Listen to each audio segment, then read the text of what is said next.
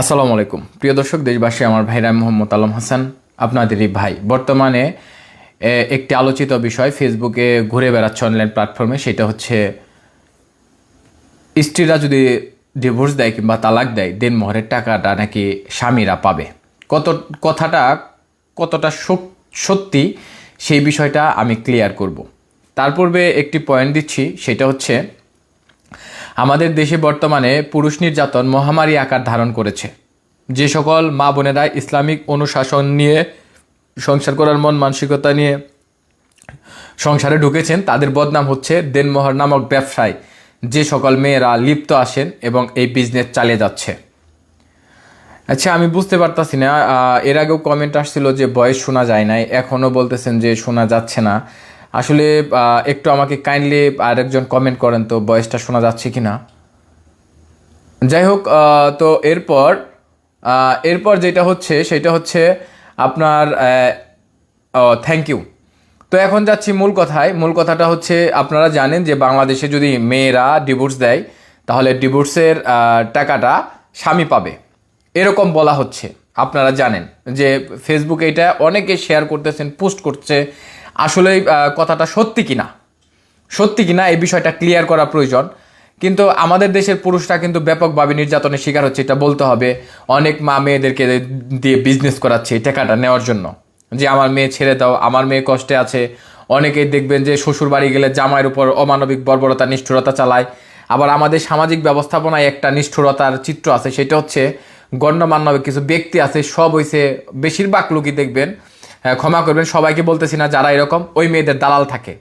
কারণ ওই মেয়ের সুযোগ গ্রহণ করে যে মেয়েকে কোনোভাবে একটু সুবিধা গ্রহণ করা যায় কিনা। এতে করে দেখা যায় যে অনেক সংসার, অনেক পুরুষের জীবন নষ্ট হয়। এখন দেখেন, কোনো পুরুষকে এখন পর্যন্ত দেখেছেন যে এইটা নিয়ে মানববন্ধন করতে, এইটা নিয়ে বিচার চাইতে কিংবা সত্যটা প্রকাশ করতে? করে না। মান সম্মানের জন্য, যে আমার সম্মান যাবে, আমার মানহানি হবে, আমাকে ছেড়ে আমার ওয়াইফ চলে গেল কেন, তার মানে আমি খারাপ না, আমার শারীরিক যোগ্যতা নাই, আমার মানসিক যোগ্যতা নাই, আমার পারিশ্রমিক যোগ্যতা নাই, এজন্য আমার বউ চলে গেছে, আমি সমাজে মুখ দেখাইতে পারবো না। আশা করি আমার বিষয়টা আপনারা বুঝতে পারছেন।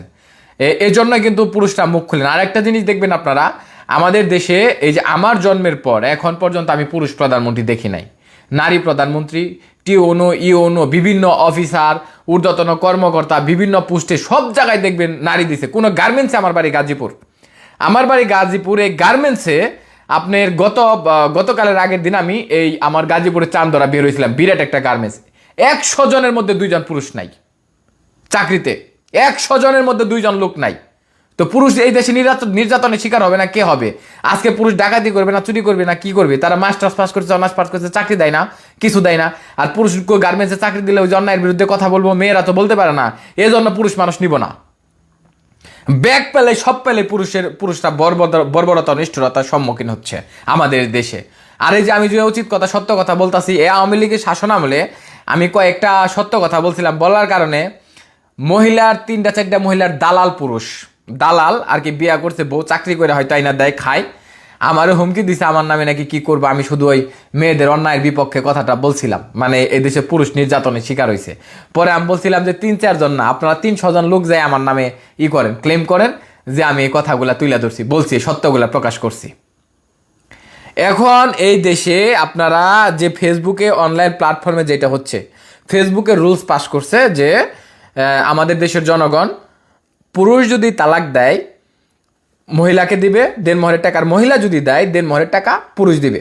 এটা হচ্ছে ফেসবুকের প্রকাশিত ব্যক্তিগত মন গড়া, মানুষ বর্বরতা নিষ্ঠুরতা শিকার হয়েছে মেয়ে কর্তৃক, যাতে করে এর ব্যাপারে একটা সিদ্ধান্ত চলে আসে। এজন্য চালাকি করে কেউ একজনে পোস্ট করছে, সেইখান থেকে সেই পোস্টটা ভাইরাল হয়ে গিয়েছে, একের পর এক শেয়ার হচ্ছে। কিন্তু যদিও এটা মিথ্যা হয়, অপপ্রচার হয়, কিন্তু যেহেতু এটা দেনমোহর নামক ব্যবসা এই বাংলাদেশে অনেক মেয়েরা চালু করছে, অনেক ছেলের জীবন নষ্ট করছে। আমি যদি আমার বউরে নিয়ে সংসার করি, বিয়া করে সংসার করার জন্য, অথচ বিয়ার সময় দেখবেন দেনমোহরের পরিমাণ 8 লাখ, 10 লাখ, 15 লাখ, 20 লাখ, 5 লাখ, জামাই দিতে পারবো না জীবনে, তাও অত টাকা দিয়া থইব। যদি ইসলামিক শরীয়ত মোতাবেক দেনমোহরের কথা চিন্তাই করে, তাইলে ওনের লেখা আছে তোমার স্বামী কিংবা যাকে বিয়ে করা, যার কাছে বিয়ে দিচ্ছে, সে যতটুকু পারবে সেই পরিমাণ সামর্থ্য অনুযায়ী দিবে। আমি 10,000 টাকা দিতে পারি না বিয়ার সময়, আমার দেনমোহরের টেয়া লেখা হয় 10 লাখ। এর উদ্দেশ্য কি? ঝগড়া লাগবো, মেয়ে নিয়ে হোম 10 লাখ টাকা নিমু, 10 লাখ টাকা নিলে মেয়ের একটা সাপোর্ট হইব, পরে পোলাও পিছে পিছে ঘুরবো, মেয়েও আর এক জায়গায় বিয়ে দিতে পারো, আমরাও একটু ফুর্তি করে খাইতে পারো। এই সিস্টেমটা এটা বন্ধ করতে হবে আমাদেরকে। অনেক আপার মা বোনের আমার এই কথা একটু গায়ে লাগতে পারে, মন খারাপ হইতে পারে, কইতে পারে আমার হক। আপনার হক তো বলে নাই যে আমি বিয়ের সময় 5,000 টাকা দিতে পারো না, আমার 5 লক্ষ টাকা আপনি দেনমোহর করবেন আর সেই টাকা বাকি রাখবেন এবং পরে বিজনেস শুরু করবেন।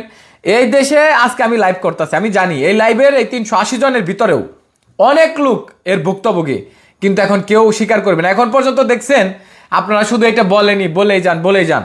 কাউকে দেখেছেন আপনারা যে এই দেনমোহরের কথার জন্য, এই বিষয়ের জন্য কোনো সংসদে কাউকে কথা বলতে, কোনো ঊর্ধ্বতন কর্মকর্তা সিনিয়র কিংবা যেই বলেন না কেন জেলা পর্যায়ে একটা সেমিনার সভা কিংবা কোনো কিছু করতে যে আমরা এটা চাই? শুধু মুখে মুখে কমেন্ট করে যাবেন আর বইলা যাবেন।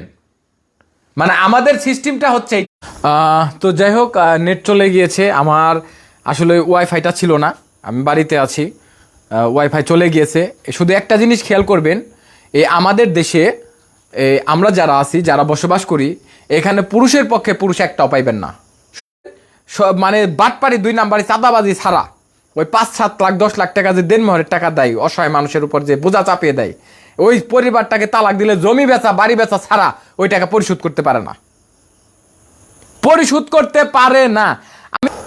এই দেনমোহরের ব্যাপারে তো যাই হোক, নেটে খুব প্রবলেম করছে। এই দেনমোহরের ব্যাপারে অনেক মা বোন সবারই সাপোর্ট আছে যে আসলে এটা বিজনেস শুরু করে দিয়েছে, এদের জন্য আমাদের কোনো মান সম্মান রইল না। শুধু একটি কথাই বলবো, আপনারা যেটা ফেসবুকে দেখেছেন, আমি যতটুকু জেনেছি এটা ফেসবুকে যার যার ব্যক্তিগত মন গড়া থেকে এটা করেছে। তবে সবাই চাচ্ছে যে এই ধরনের বর্বরতা নিষ্ঠুরতা থেকে যেন আমাদের এই সমাজ বেরিয়ে আসতে পারে। সবাই তো বিয়ে করে সুখে শান্তিতে সংসার করার জন্য, কেউ কি ডিভোর্স দেওয়ার জন্য করে, কিন্তু এখনকার মেয়েরা এটাকে ব্যবসা কালচারাল হিসেবে সৃষ্টি করে নিছে, যে দিক ছাইরা দিলে দিক, ওর সংসার করবি না, একটু বাজলেই হয়েছে, খালি দেনমোহরের টাকা, কোনো রকম বাজলেই হয়েছে দেনমোহরের টাকা।